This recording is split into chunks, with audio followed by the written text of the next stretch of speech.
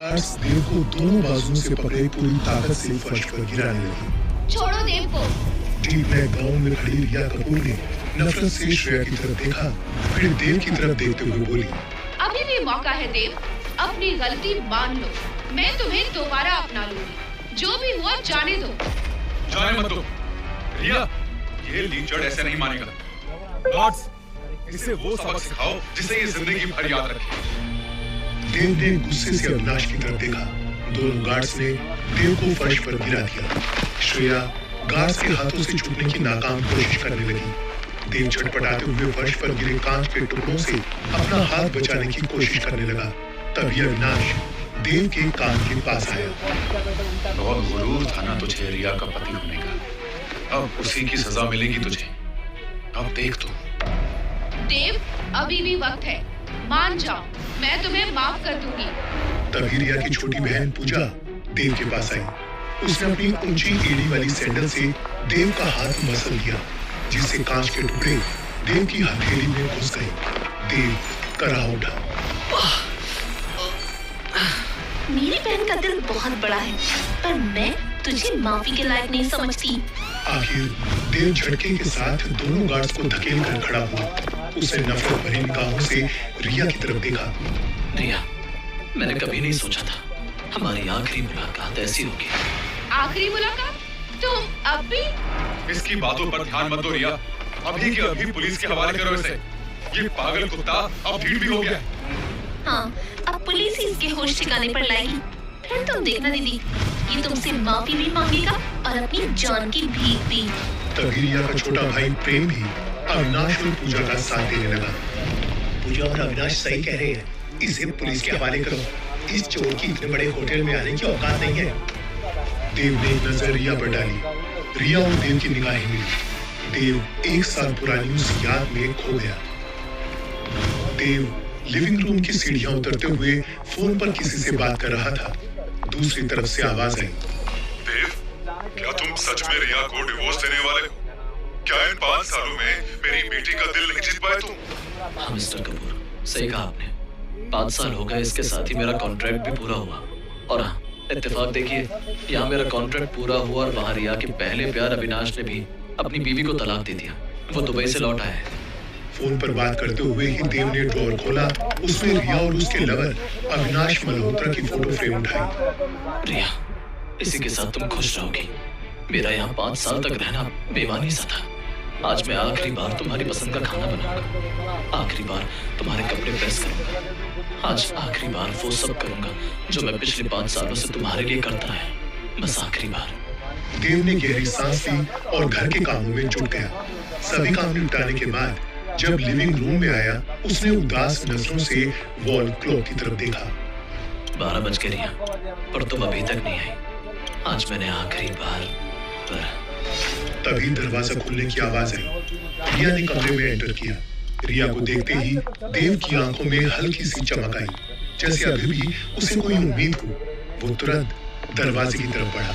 रिया ने देव की तरफ देखे बिना ही हाथ में पकड़े गिफ्ट बैग्स उसके हाथों में थमा दिए और किसी को वॉइस मैसेज भेजने लगी। मैं घर पहुंच गई। सच में आज बहुत दिनों बाद इतना एंजॉय किया। आज से पहले मैंने तुम्हें इतना खुश कभी नहीं देखा रिया। जरूर उस अविनाश मल्होत्रा के साथ एंजॉय करके आई हो। देव की आंखों में दर्द और होठों पर फेक स्माइल थी।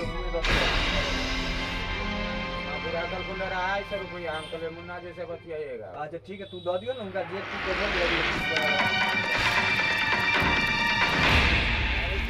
अब जो दिल चाहे करो रिया, मुझे कोई मतलब नहीं। तुम्हारी नई जिंदगी मुबारक हो तुम्हें। रिया ने देव की तरफ देखा भी नहीं और फोन की स्क्रीन पर नजरें गड़ाए सोफे पर जाकर बैठ गई। वो किसी के साथ चैट कर रही थी। मैसेज के जवाब देते हुए उसके होठों पर रोमांटिक स्माइल आ जाती। देव बुझे मन से उसके करीब आया और कुछ पल उसके चेहरे की तरफ देखता रहा। खाना लगा दूं? नहीं, भूख नहीं है। मैंने आज सारी तुम्हारी फेवरेट डिशेस बनाई है। तो नॉट माय प्रॉब्लम। फ्रेंड्स के साथ डिनर कर चुकी हूँ। रिया अभी भी स्क्रीन पर देख रही थी और मुस्कुरा रही थी।